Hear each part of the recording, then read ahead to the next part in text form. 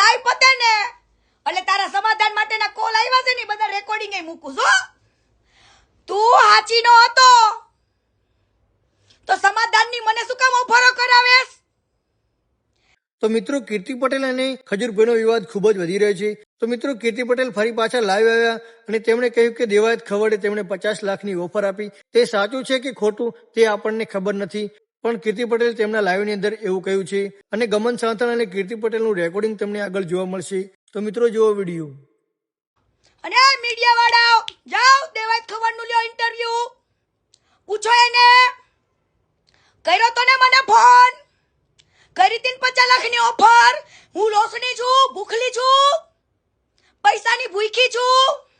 અને મીડિયા વાળાઓ જાઓ ગમન સાંથલ પાસે પૂછો એમને. હે હાલી જ છૂટા છો? હા જય દીપોમાં બોલો બોલો. બસ એકદમ મોજ મોજ. પ્રોબ્લેમ તો ઘણા વર્ષોથી છે જ તે, પણ અત્યારે લગીને ચૂપ હતી.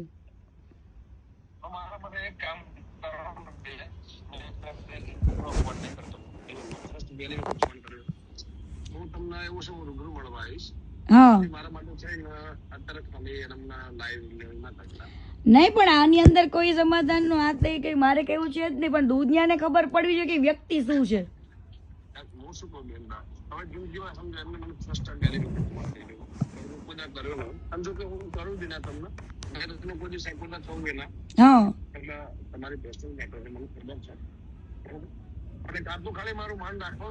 અને ત્યાર વખતે કેવું છે ગમન બુવાજી, ત્યાર વખતે છે ને કીર્તિ પટેલ એકદમ ભોળી વ્યક્તિ હતી અને મેં સહન કરેલું છે, બરાબર.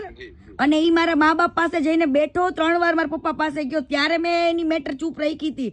પણ આની હવે એક પછી એક બધા ગેમ કરે છે, તો મારી આરે ગેમ કરી હતી તો હું કેમ ના ખુલીને કહું લોકોને?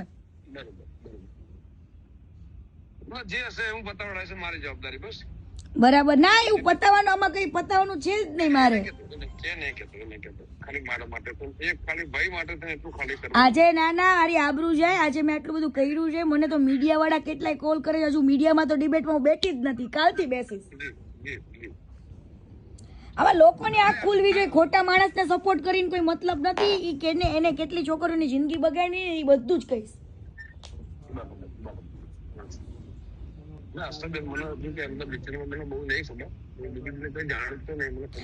મેં તો સાથે કામ કરેલું છે ઘણા 1 વર્ષ સુધી.